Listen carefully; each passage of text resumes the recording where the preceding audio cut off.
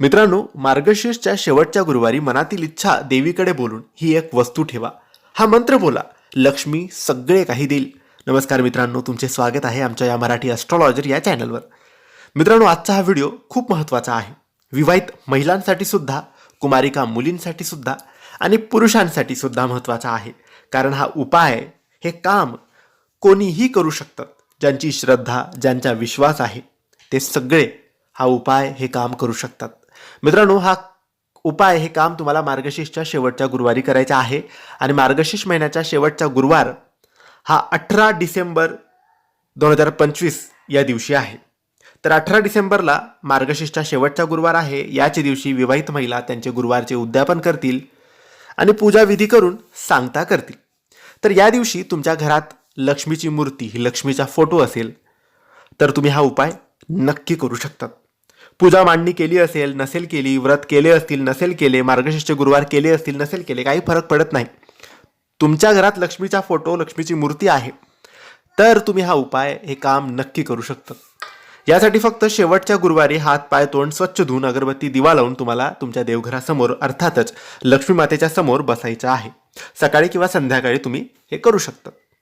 एक वस्तू घेऊन तुम्हाला बसायचं आहे, कारण ही वस्तू लक्ष्मीच्या समोर ठेवायची आहे आणि ही वस्तू लक्ष्मीची आवडती वस्तू आहे. ही वस्तू आहे एक अखंड, कुठूनही तुटलेलं, फुटलेलं नसलेलं असं एक हळकुंड तुम्हाला घ्यायचं आहे. अख्खी हळद. पूजा सामग्रीच्या दुकानात पूजेची हळद मिळते. फक्त घेताना असं तुटलेली नसेल ती हळद घ्या. एकच लागणार आहे, 2-5 रुपयाची मिळेल. तर ती आणून शेवटच्या गुरुवारी हा उपाय तुम्ही करू शकतात. आता ही हळद तुम्ही देवीच्या समोर, लक्ष्मी मातेच्या समोर ठेवायची आहे आणि दोन्ही हात जोडून तुम्हाला जीही तुमच्या मनात इच्छा आहे, जेही तुम्हाला हवं आहे, जेही संकट दूर करायचं आहे किंवा जेही तुमचं मागणं आहे, काहीही असू द्या, वस्तू असू द्या किंवा व्यक्ती असू द्या, तुम्हाला जे मागायचं आहे, जे बोलायचं आहे, नोकरी, शिक्षण, प्रगती, काही असेल ते लक्ष्मी मातेकडे मागायचं.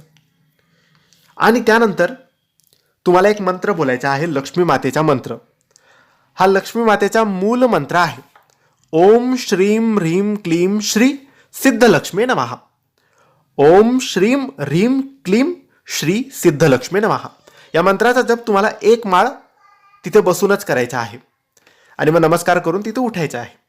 दुसऱ्या दिवशी शुक्रवारी जेव्हा तुम्ही सकाळी देवपूजा कराल तेव्हा ती हळद उचलायची, तिला कागदात किंवा कापडात बांधून तिजोरीत किंवा कपाटात लपवून ठेवून द्यायची.